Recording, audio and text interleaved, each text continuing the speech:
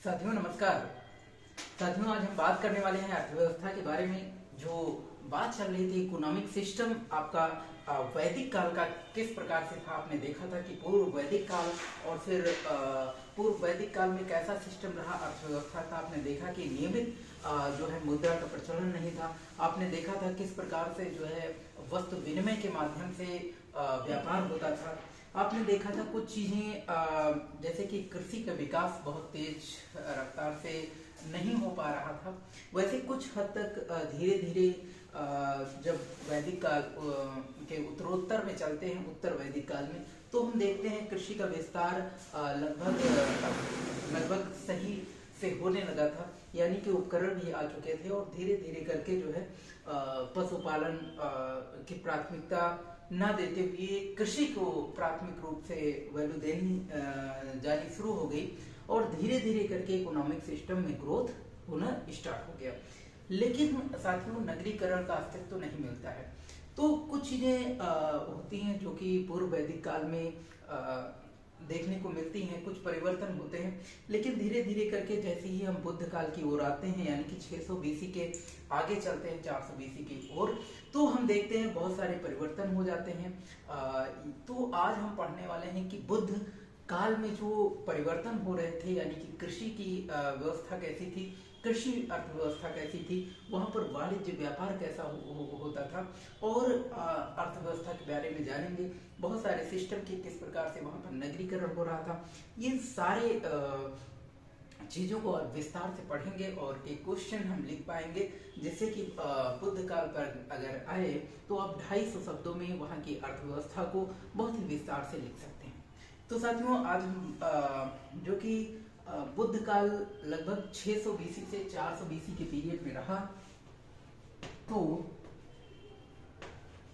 हम पढ़ने वाले हैं बुद्ध काल, यानी कि 600 बीसी से 400 बीसी, ये पीरियड जो है हम पढ़ने वाले हैं।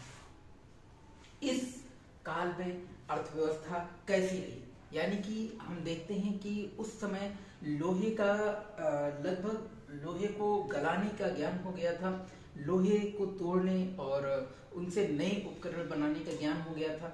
ये तो इस तरीके से आप समझ सकते हैं कि बुद्ध काल में जो है जब उपकरण का विकास हो गया, लोहे के उपकरण अच्छी मात्रा में आ गए, तो जाहिर सी बात है कि कृषि का विकास बहुत अच्छी तरीके से हो गया होगा और जिससे कृषि में परिवर्तन आया होगा, कृषि अर्थव्यवस्था में परिवर्तन आया होगा। तो उस प्रकार से हम देखेंगे कि उस समय हम देखते हैं कि जो मध्य गंगा घाटी है, वो संपूर्ण मध्य गंगा घाटी में कृषि जो है हो रही थी। उस समय वहां पर मध्य गंगा घाटी में कृषि का विस्तार हुआ, जंगल बहुत तेजी से साफ किए जा रहे थे और जो है वहां पर देखने को मिलता है कि जो दास थे, जो और जो कर्मकार थे, जो भी कारीगर थे, उन सब को धीरे धीरे करके कृषि के क्षेत्र में लगा दिया गया, कृषि करने के लिए लगा दिया गया। और वो क्षेत्र जो कि बंजर थे, जहां पर अन्न उपजाने की कोई प्राथमिकता नहीं दिखती थी, वहां पर भी एक सुनिश्चित मात्रा में जो है अन्न उपजाया जाने लगा। और हम देखते हैं कि धीरे धीरे करके गेहूं के साथ साथ पहले बहुत गेहूं अत्यधिक मात्रा में उपलब्ध होता था, लेकिन धीरे धीरे जो है धान की खेती में भी उपलब्धता देखने को मिलती है। धीरे धीरे करके चावल जो है सही मात्रा में उत्पादन होता दिखाई पड़ता है। ये बुद्ध काल में आते आते आपको देखने को मिलेगा। तो इस प्रकार से, और जैसे कि बताया कि आपको नगरीकरण देखने को नहीं मिला जो कि उत्तर वैदिक काल में, तो वो जो है नगरीकरण की जो व्यवस्था थी, वो नगरीकरण यहाँ पर देखने को मिलता है बुद्ध काल में। बुद्ध काल में बहुत सारे नगर जो कि देखने को मिलते हैं, कुछ महानगर भी देखने को मिलते हैं। 6 महानगर जो कि थे, जो कि देखने को मिलते हैं कि इस काल में जो है नगर का विकास हुआ, नगरीकरण का विकास हुआ, ये भी आपको देखने को मिलता है। और दूसरी चीज आपको देखने को मिलता है, इसमें नियमित मुद्रा का प्रचलन हो गया। जैसा कि आप उत्तर वैदिक काल में जान पाएंगे कि उत्तर वैदिक काल में जो मुद्रा का प्रचलन था वो हो तो रहा था, लेकिन नियमित मुद्रा का प्रचलन नहीं हो पा रहा था। तो इसमें देखने को मिलता है कि नियमित मुद्रा का प्रचलन धीरे धीरे होने लगा, और जब नियमित मुद्रा का प्रचलन होता है तो धीरे धीरे करके वाणिज्य व्यापार और इन सब में सुलभता आती है। तो ये सारे परिवर्तन आज हम देख पाएंगे। निश्चय है कि इस दौरान हम कुछ टॉपिक लेकर चलते हैं कि सबसे पहले कृषि व्यवस्था हम देखते हैं कि कृषि व्यवस्था कैसी रही, यहाँ की कृषि व्यवस्था। तो अगर बुद्ध काल की कृषि व्यवस्था के बारे में जानने की कोशिश करें तो हम देख पाएंगे कि सबसे पहले तो कृषि के लिए यहाँ पर जो खेत को जोते जाने की उपलब्धता हो पाई, खेत जोते जाने की उपकरण बनाए जाने लगे, यानी कि लोहे के उपकरण बनाए जाने लगे। लोहे के बने अत्यधिक मात्रा में उपकरण देखने को मिलते हैं।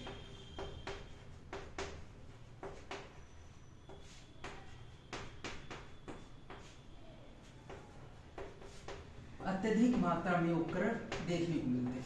तो साथियों, लोहे के अत्यधिक मात्रा में उपकरण देखने को मिलते हैं जो कि कृषि के लिए बहुत ही लाभदायक साबित होते हैं ये उपकरण जो है।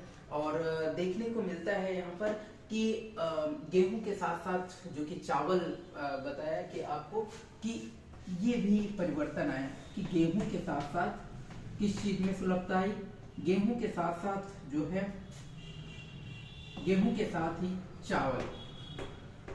चावल बनाए जाने के साक्ष्य प्राप्त होते हैं कि गेहूं जितनी मात्रा में उत्पादन होता था और उतना ही जो है चावल की खेती की जाने लगी। और धीरे धीरे करके यहाँ पर देखने को मिलता है कि इस काल में चित्रित दूषित मृदभांड जो थे, चित्रित दूषित मृदभांड यानी कि उन स्थलों की तुलना में जो है चित्रित दूषित मृदभांड जो थे, चित्रित धूसर मृदभांड,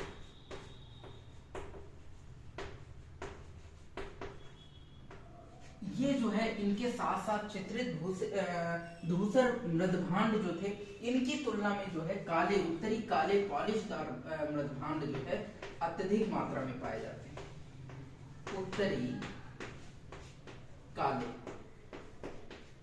उत्तरी काले जो है मृदभांड अत्यधिक मात्रा में देखने को मिलता है, यानी कि उत्तरी काले जो है मृदभांड या पॉलिशदार मृदभांड देखने को मिलता है।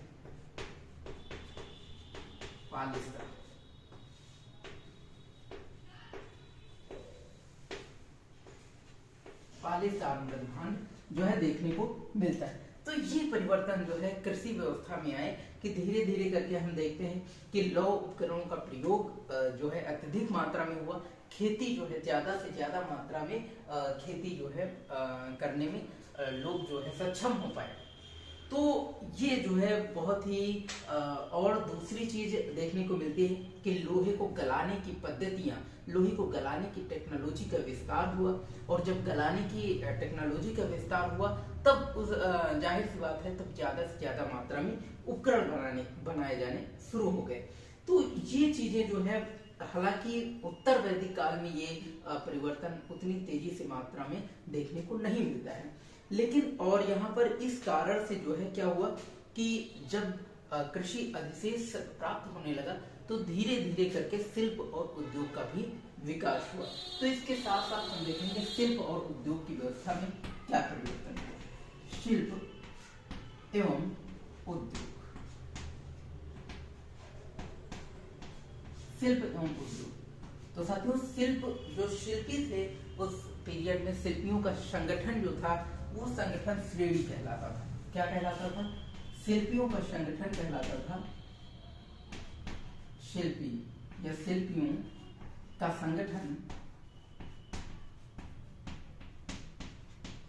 संगठन कहलाता था श्रेणी। और श्रेणी का यूं कहें कि श्रेणी का प्रधान जो था वो ज्येष्ठक कहलाता था, श्रेणियों का प्रधान ज्येष्ठक कहलाता था। तो ये श्रेणी, और उन दिनों श्रेणी का काफी अत्यधिक मात्रा में महत्व था। वो कहें कि जो श्रेणी व्यवस्था थी उसके बारे में बताएंगे।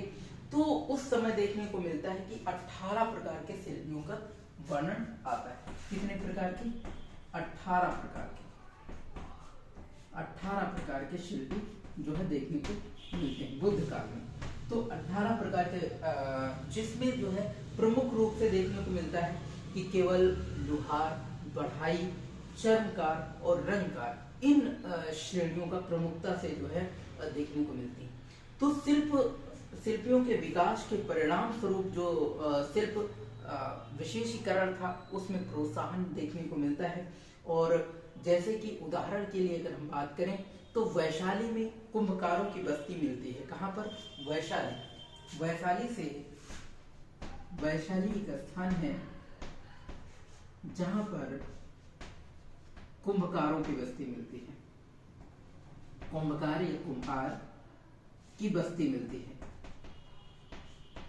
कुंभकारों की बस्ती देखने को मिलती है। तो ये जो है वैशाली में मिलती है। और वाराणसी एक स्थान जो कि जहां पर वाराणसी में वैश्य या श्रेणी या व्यापारियों का संगठन मिलता है देखने को। तो व्यापारियों की एक गली की सूचना मिलती है। तो ये जो है बुद्ध काल के साक्ष्यों से, बुद्ध काल के साहित्यकारों से जो है इसके साक्ष्य प्राप्त होते हैं। तो वाराणसी से क्या मिलता है? वाराणसी से मिलता है वणिक या व्यापारियों की गली।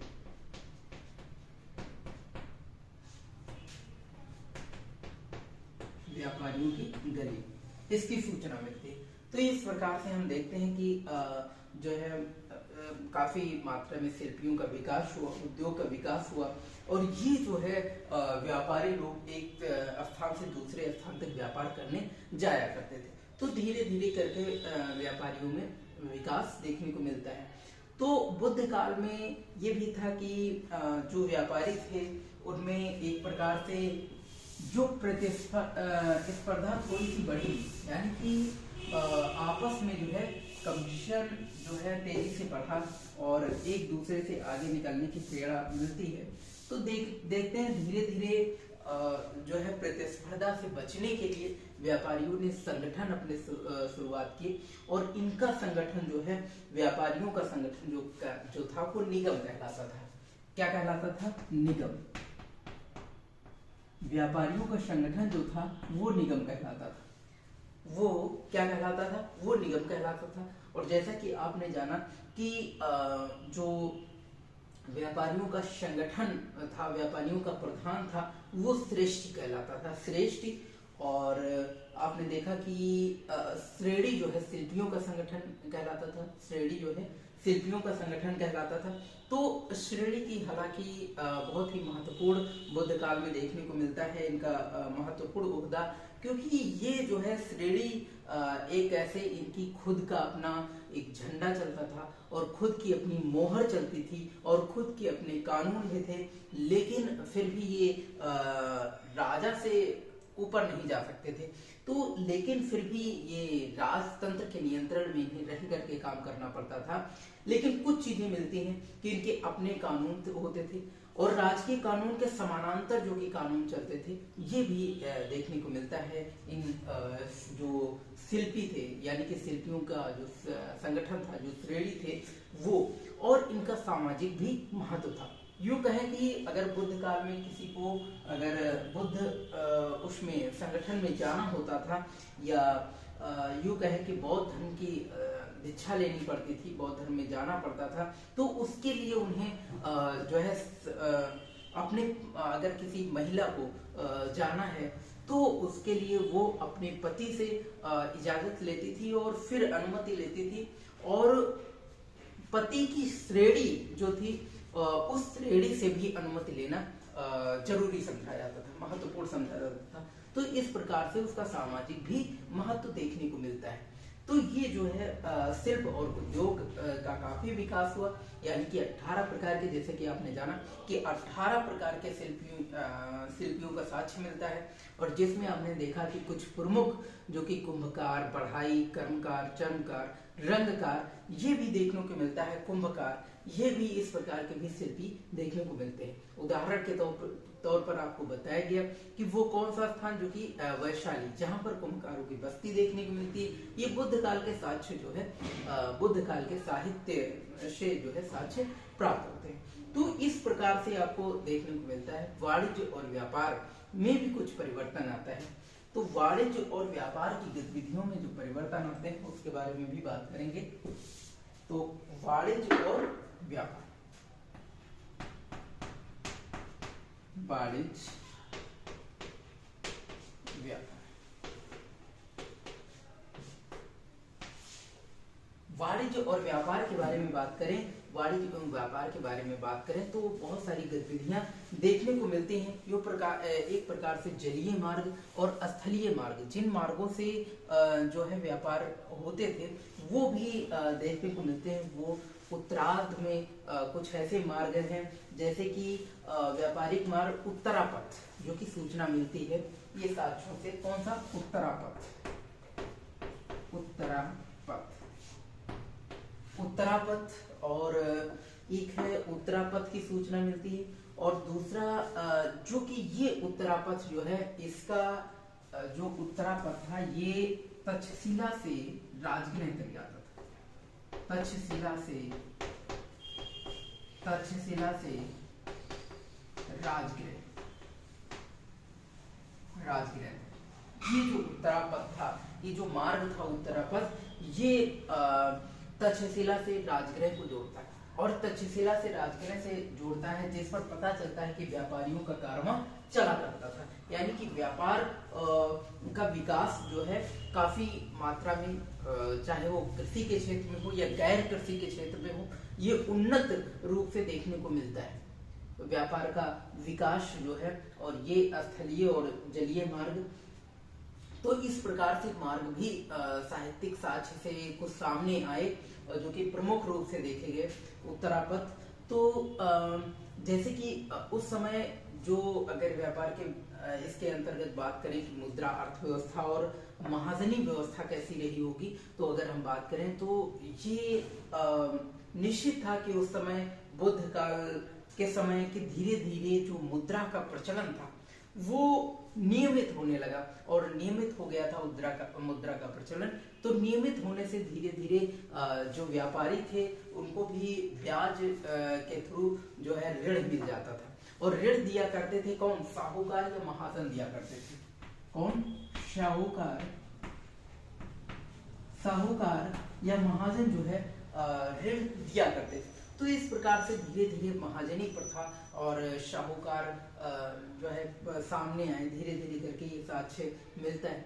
जैसे कि हम देखते हैं कि उस समय कुछ ऐसे भी साहित्यिक साक्ष्य सामने आए जिसमें दिया गया था कि अगर कोई गृहपति है, उनके एक पुत्र गृहपति,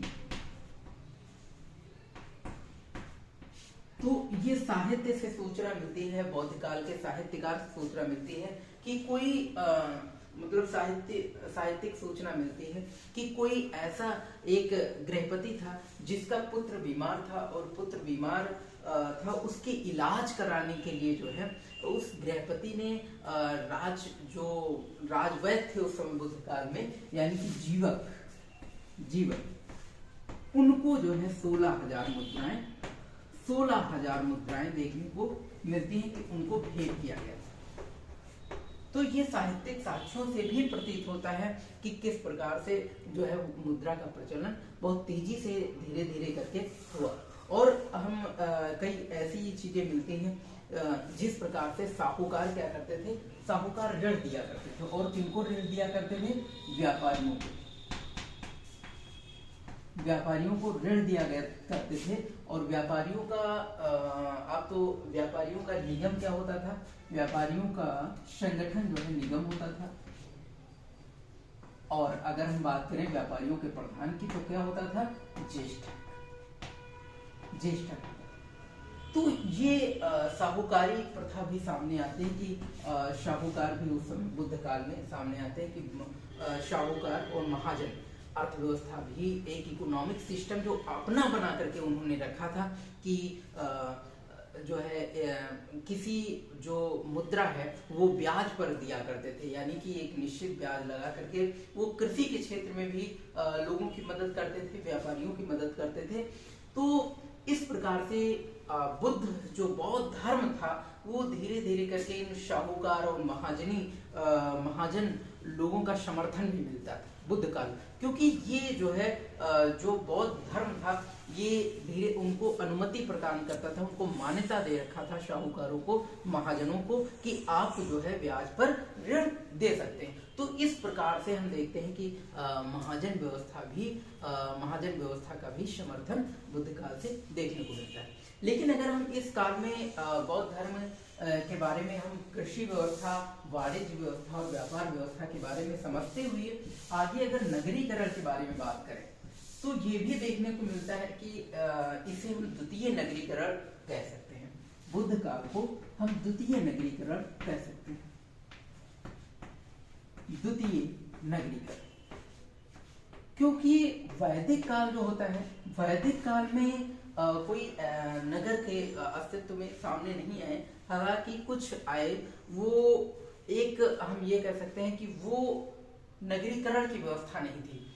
नगरीकरण की व्यवस्था में सामने आते हैं यहाँ पर कई महानगर भी सामने आते हैं, और कई जिसमें 6 महानगर जो कि प्रमुख रूप से सामने आते हैं नगरीकरण व्यवस्था में।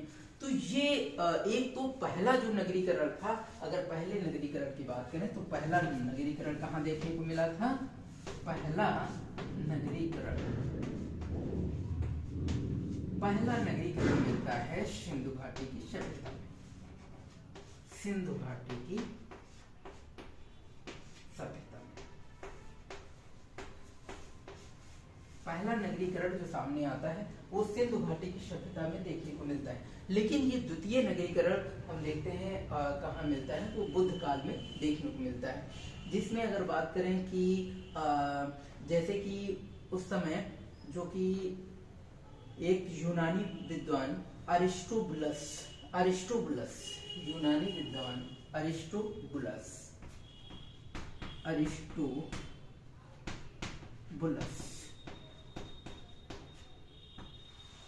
ये यूनानी विद्वान थे,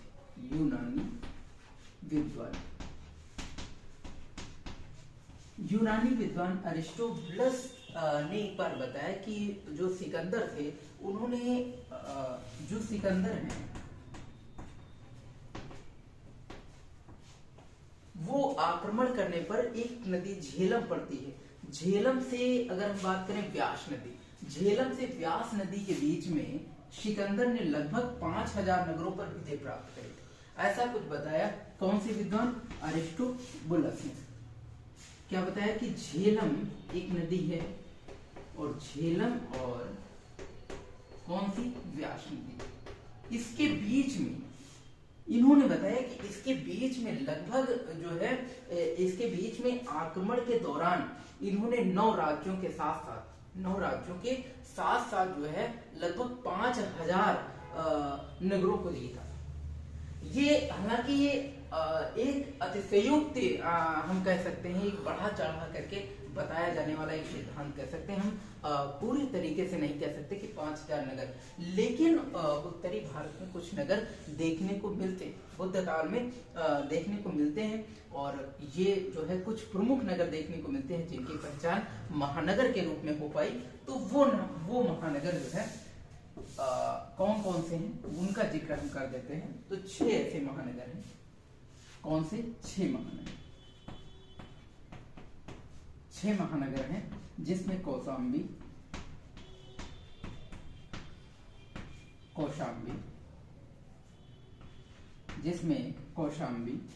वैशाली, राजगृह और श्रावस्ती, साकेत, काशी, श्रावस्ती, साकेत, और कौन सा? काशी और काशी। इन जो है 6 महानगरों के बारे में जिक्र मिलता है, यानी कि 6 महानगर जो कि पहचान में आए, तो इस प्रकार से हम कह सकते हैं कि उस समय जो है महानगर भी धीरे धीरे करके इसको नगरीकरण बोला जा सकता है।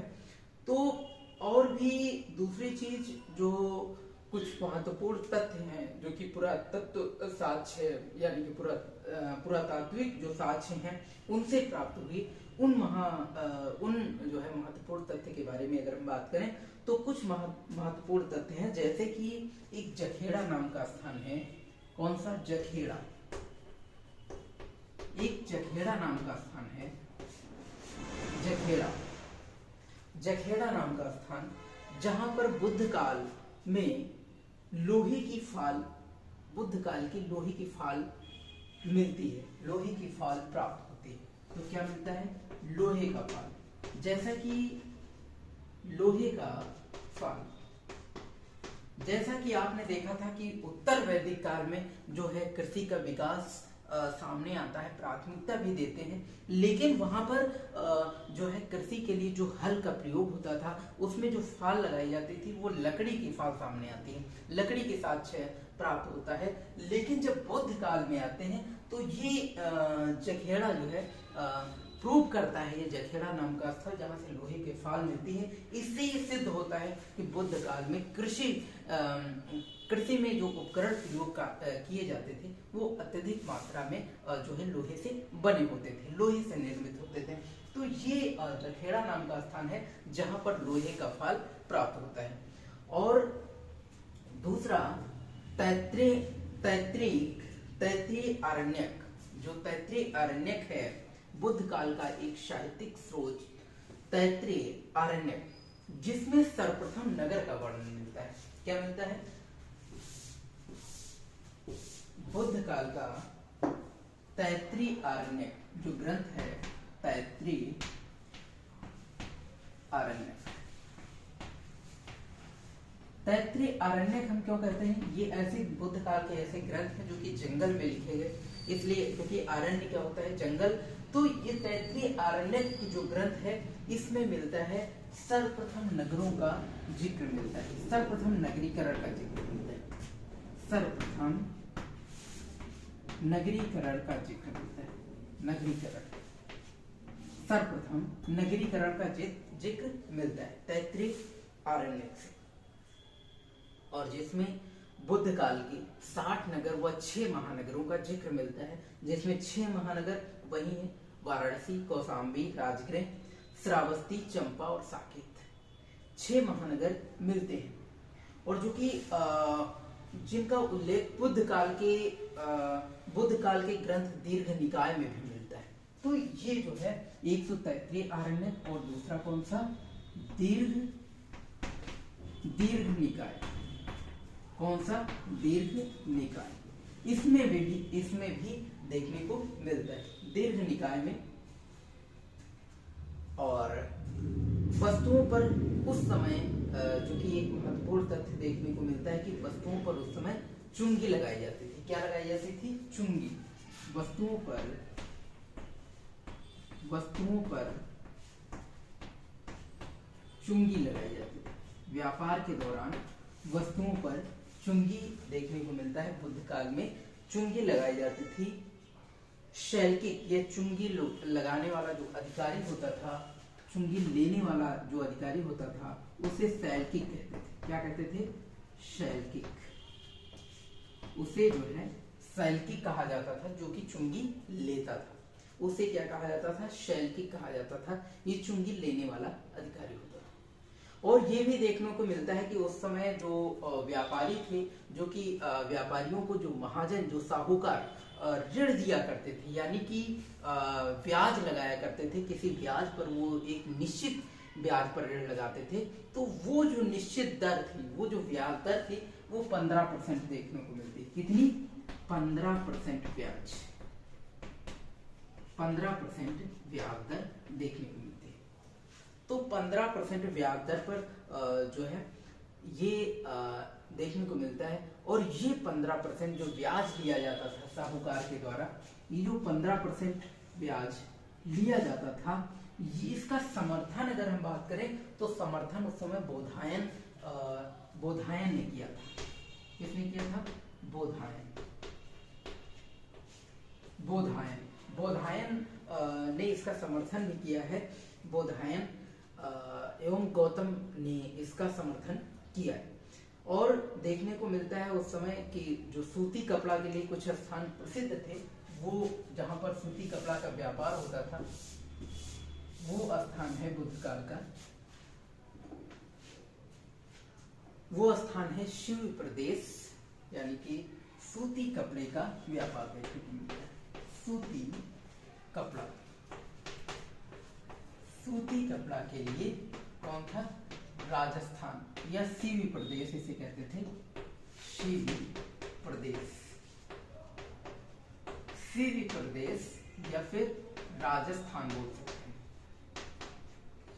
राजस्थान।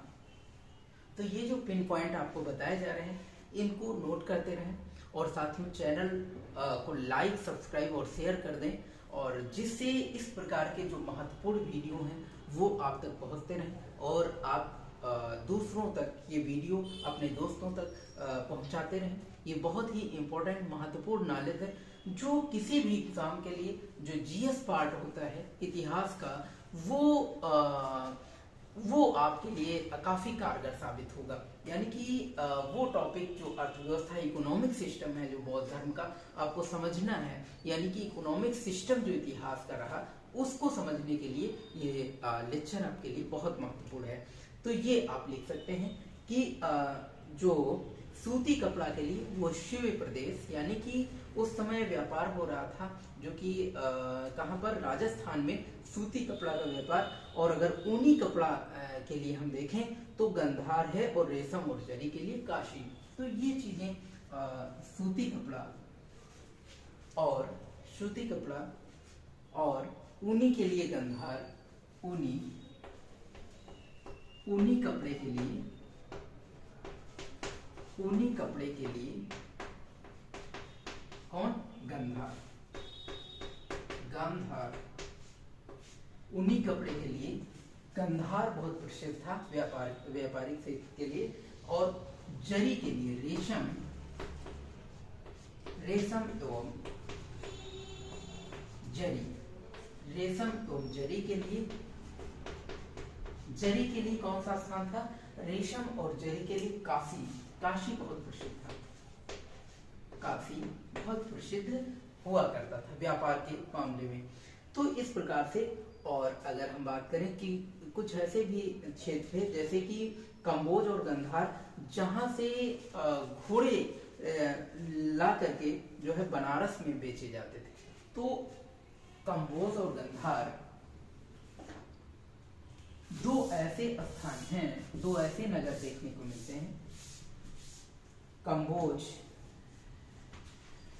और कौन सा? गंधार, कंबोज एवं गंधार। तो कंबोज और गंधार एक ऐसे क्षेत्र हैं, एक ऐसे नगर हैं जहां से घोड़े का व्यापार देखने को मिलता है, जहां से घोड़े लाए जाते थे और घोड़े खरीदे जाते थे यहाँ से, और घोड़े यहाँ से ला करके और कहाँ बेचे जाते थे? एक स्थान घोड़े ले जाकर के बनास या बनारस में बेचते थे। कहाँ पर? बनारस में। तो ये जो है घोड़े ले जाकर के बनारस में बेचते थे। इस प्रकार से हम कह सकते हैं कि बुद्ध काल में घोड़ों का व्यापार जो है बहुत ही चरम पर था। यूं कहें कि आक्रमण जब सिकंदर ने किया तो वो भी देखने को मिलता है कि किस प्रकार से घोड़ों का उपयोग देखने को मिलता है। तो ये एक ऐसा इसी अगर महत्वपूर्ण पिन पॉइंट के हम देख रहे हैं तो उसमें एक पॉइंट ये भी देख सकते हैं कि बाबेरू जातक जो कि साहित्यिक स्रोत मिलता है बुद्ध काल का, बाबेरू जातक यानी कि जातक वो ग्रंथ है जो कि बुद्ध काल के ऐसा ग्रंथ है वो जो कि पुनर्जन्म, बुद्ध धर्म के पुनर्जन्म के बारे में बताया गया। तो इसमें एक बोवेरू जातक जो है उसमें देखने को मिलता है कि मध्य एशिया से निर्यात की जाने वाली जो वस्तुएं थी वो जो है उसमें मोरों का उल्लेख मिलता है। यानी कि जो निर्यात होती थी, जो वस्तुएं निर्यात की जाती थी उसमें जो है मोरों का उल्लेख देखने को मिलता है। तो धीरे धीरे करके बौद्ध धर्म जैसे जो जो बौद्ध धर्म में हमने बहुत ही विस्तार से हमने देखा कि कृषि व्यवस्था वहां पर कैसी थी, वहां पर नगरीकरण कैसा था। वहां पर देखने को मिला कि जो जब शिल्प बढ़ा तो 18 प्रकार के शिल्प आपको देखने को मिले, और 18 में आपने कुछ ऐसे भी स्थान देखने को मिले कि जहां पर आपने देखा कि एक जो है बस्ती भी मिली कुंभकारों की वैशाली में, और एक स्थान जो कि मिला जहां पर आपने देखा कुंभकारों की बस्ती जो कि वैशाली में मिली, और आपने एक स्थान देखा जहां पर वाराणसी में जो कि व्यापारियों की गली प्रतीत होती थी। तो इस प्रकार से शिल्प का भी शिल्प और व्यापारियों का भी बड़ी मात्रा में व्यापार वहां पर व्यापार का उल्लेख मिलता है बौद्ध धर्म में। तो और आपने देखा कि ये जो है ये नियमित हो पाया मुद्रा के नियमित प्रचलन के दौरान। अगर मुद्रा का नियमित प्रचलन ना होता तो शायद ना तो नगरीकरण देखने को मिलता और ना आपको वाणिज्य और व्यापार और शिल्प में इतना विकास, इतना विस्तार देखने को मिलता। तो ये परिणाम भी आपने देखा। और दूसरी चीज आपने देखी कि कृषि इस काल में जो है कृषि का विस्तार तभी संभव हो पाया जब लोहे को गलाने का लोहे से नए उपकरण बनाए जाने की पद्धति सामने आई। तब उसमें देखने को मिला कि एक ऐसा स्थान जो आपने देखा था जहां पर, कौन सा स्थान था, जहां पर एक स्थान देखा था जहां पर लोहे की फाल भी मिली। तो इससे हम कह सकते हैं कि कृषि का विस्तार भी बहुत तेजी से हुआ। तो इस प्रकार से आज आपने बौद्ध धर्म के बारे में विस्तार से पढ़ा, कृषि व्यवस्था, शिल्प एवं उद्योग, वाणिज्य एवं व्यापार, और आपने नगरीकरण और मुद्रा व्यवस्था, महाजनी प्रथा, इन सारी चीजों के बारे में आपने विस्तार से पढ़ा। अगले लेक्चर में आपको आपके लिए लाने वाले हैं मौर्य काल के बारे में। मौर्य काल के जो वाणिज्यिक व्यवस्था है, जो कृषि व्यवस्था है, जो नगरीकरण है, ये इन सब चीजों के बारे में, इकोनॉमिक सिस्टम, और फिर इसी के दौरान इसी के साथ मौर्योत्तर काल के भी कुछ चीजें, मौर्योत्तर काल में कैसी व्यवस्था रही, फिर गुप्त काल में कैसी व्यवस्था रही, ये सारे सेशन हम बहुत जल्दी ही कंप्लीट करने वाले हैं। तो अगर हम बात करें तो कुछ क्वेश्चन हैं जो कि ऑब्जेक्टिव क्वेश्चन जो आपके लिए बेहद महत्वपूर्ण होंगे, ये आप लिख सकते हैं, और या फिर हम इनको हम दे रहे हैं, आप इसको होमवर्क के लिए, ये समझिए ये आपके लिए होमवर्क है और आप इसे करने का प्रयास करिएगा। जैसा कि पहला क्वेश्चन है कि उत्तर वैदिक काल, जो कि हम लेक्चर जो पढ़ चुके हैं उन्हीं के अंतर्गत है। जब आपने ये ऑब्जेक्टिव क्वेश्चन करने का प्रयास करिएगा, अगर आप नहीं कर पा रहे हैं तो एक बार उत्तर वैदिक काल और बौद्ध धर्म उसको आप डीपली पढ़िएगा, जिससे ये समझ में आएगा। तो ऑब्जेक्टिव क्वेश्चन है कि उत्तर वैदिक काल के संबंध में दो कथनों पर विचार करना है कि ये कथन सही है या फिर गलत है। पहला है कि इस काल में लोगों के जीविका का जो मुख्य साधन था वो कृषि था। मुख्य साधन क्या था? कृषि था। यानी कि दिया गया है उत्तर वैदिक काल। तो साथियों, उत्तर वैदिक काल में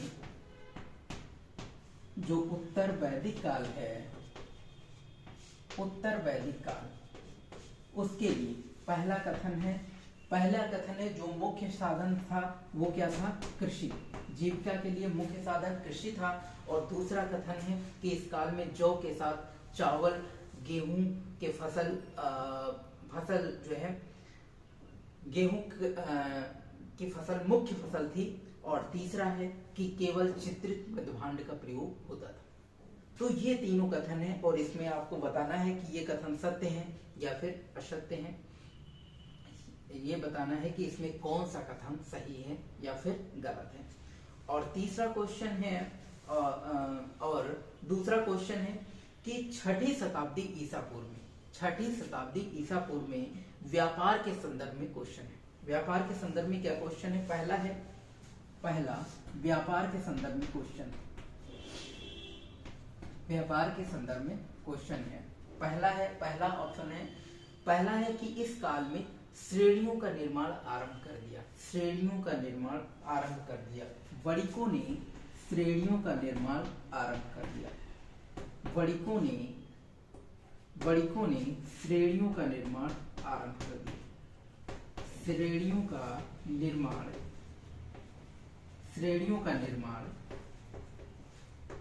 आरंभ कर दिया। पहला है श्रेणियों का निर्माण आरंभ कर दिया, और दूसरा ऑप्शन है कि वाराणसी मुख्य केंद्र था। वाराणसी व्यापार का मुख्य केंद्र था। वाराणसी व्यापार का मुख्य केंद्र था। कौन सा मुख्य केंद्र? किसका? व्यापार का मुख्य केंद्र था कौन? वाराणसी। और तीसरा है कि इस काल में धातु के सिक्कों का प्रचलन आरंभ हो गया। तीसरा है किसमें? धातु के सिक्कों का प्रचलन, धातु के सिक्कों का प्रचलन आरंभ हो गया था। प्रचलन आरंभ हो गया था। तो ये क्वेश्चन है कि वाराणसी एक व्यापार का मुख्य केंद्र था, और पहला ऑप्शन है कि वणिकों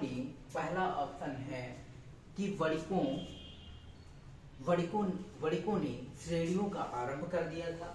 दूसरा है कि वाराणसी जो व्यापार का मुख्य केंद्र था, और तीसरा है धातु के सिक्कों का प्रचलन हो गया था।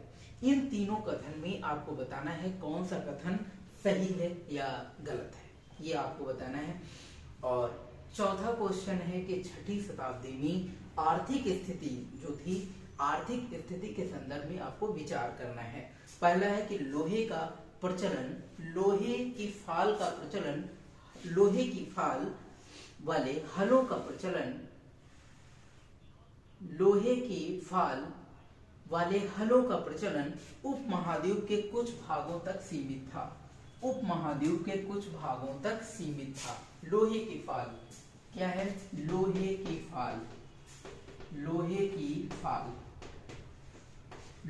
फाल पहला ऑप्शन है कि लोहे की फाल वाले हलों का प्रचलन उत्तर महाद्वीप के कुछ भागों तक सीमित था, और दूसरा ऑप्शन है नहरों के माध्यम से सिंचाई की जाती थी। दूसरा ऑप्शन है नहरों के माध्यम से सिंचाई की जाती थी।